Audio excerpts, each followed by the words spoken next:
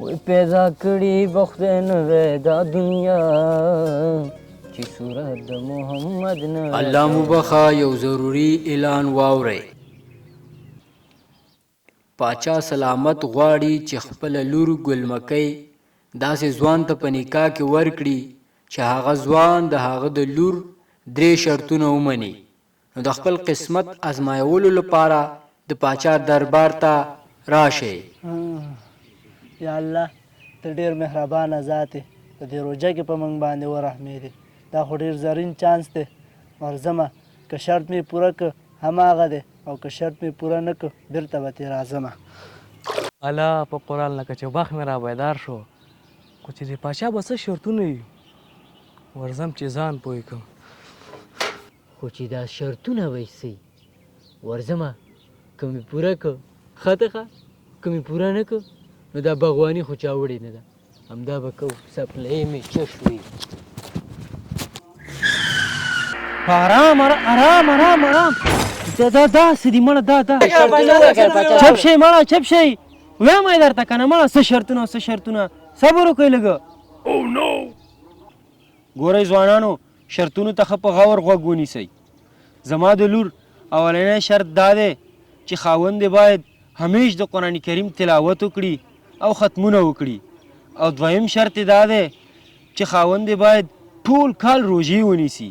او دریم شرط یې دا دی چې خاوند یې باید ټوله شپه په عبادت کې تیره کړي. ها ځوانانو، تاسو کې اوس کم یو ځوان دا شرطونه پوره کولی شئ چې هماغه زما زوم شي؟ پاچا صاحب مونږ چې دغه 5 وخته لمونځ ټینګ کړو دا هم غټه خبره ده، او دا شرطونه زما د وسې کار نه دی. زه به لاړ شم.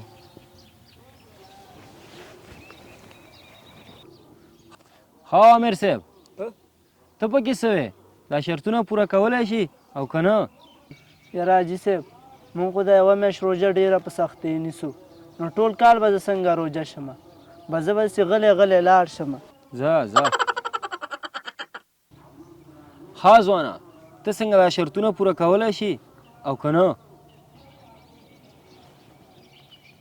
پاچا صاحب انشاءالله دا ټول شرطونه زه پوره کوم.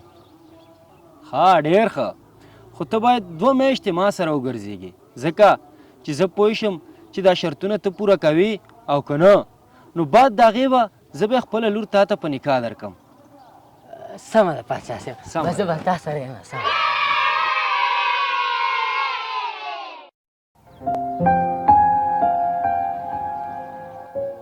ځوانه، زه نشم کولی چې تا ته خپله لور په نکاح درکړم. ته تلی شي. ولې پاچا صاحب، ما کومه غلطي کړې ده؟ تا په دې 2 میاشتو کې زما د لور شرطونه پوره نه کړل، نو آینده کې به یې څه پوره کړي؟ ښاغلیه، ما خو ستاسو ټول شرطونه پوره کړي او پوره کوم. یا آیا ټول قرآن عظیم الشان تا تلاوت کړی دی؟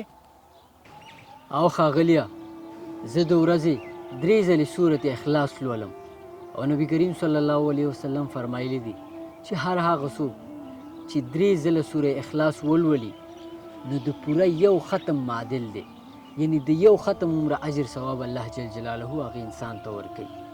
نو ما دا کړی دی. ښه، دویم، تا خو رمضان میاشت او بیا 6 روژې ونیولې، نو ټول کال روژې به کله نیسي؟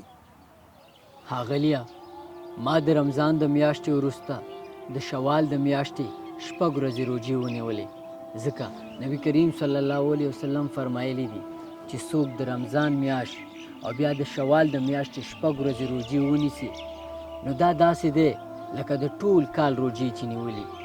نو ما ستاسو دویم شرط هم پوره کړی او همداسې مې کړي دي.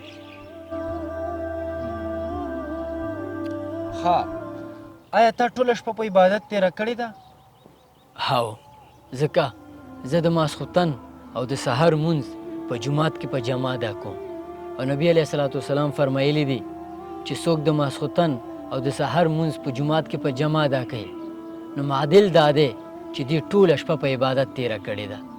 نو ما ستاسو 3 واړه شرطونه پوره کړي او پوره کوم به. ما هم فکر کو چې دومره سخت شرطونه به څوک پوره کړي، خو رښتیا هم زموږ دین ډېر اسانه دی خو چې څوک پرې عمل وکړي. ځوانه مبارک شه، ما خپله لور تا ته په نکاح درکړه.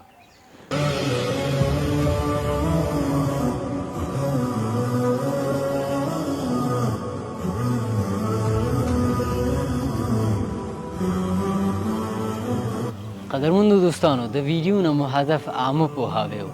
که ویډیو مو پوره کتلی وي نو په کمنټ کې ولیکئ جزاک الله او د ثواب په نیت یې شیر کړئ. که چا هم پې عمل وکړه نو په ثواب کې را سره سم شریک یه. والسلام.